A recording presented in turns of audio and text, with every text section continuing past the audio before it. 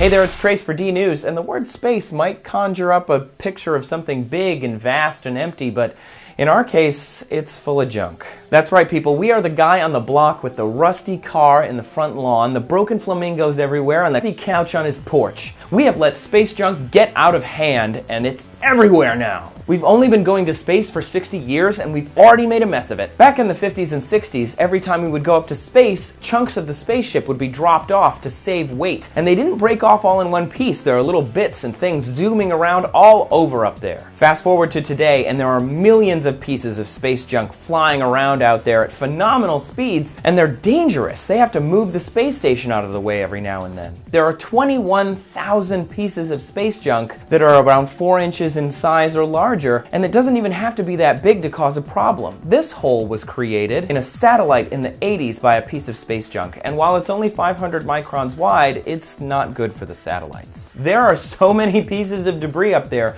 that NASA has a whole department dedicated to tracking it. They have a newsletter called Orbital Debris Quarterly. And this is not a joke, they really need to be tracking this stuff. In 2009, a Soviet-era satellite that was defunct crashed into a functioning communications satellite at 7.2 miles per second, creating another 1,700 pieces of space junk.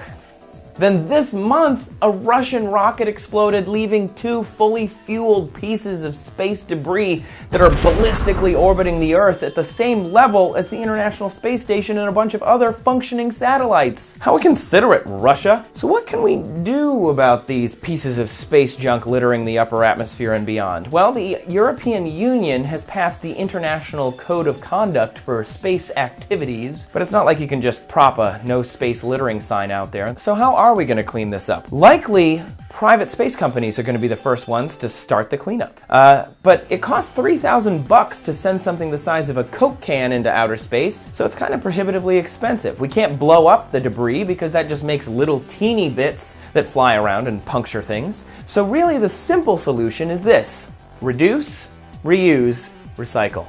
It's just that simple. To reduce, we build stronger satellites that can stand up to these tiny pieces of debris. To reuse, we gather up all this space junk into a giant space junkyard, and then to recycle, we go to the space junkyard and mine it for materials and build things right up in space. The problem of space junk is huge, so we'll likely be talking about it for a long time to come, especially as there are only a few spacefaring nations. What happens when there are dozens or companies that are flying up and down, leaving their crap everywhere? Do you have a cool idea for how to solve the space junk problem? Make sure that you leave it in the comments below, and don't forget to subscribe to D News to get all of our videos every day. Thanks for watching. I'm Trace. Catch you later.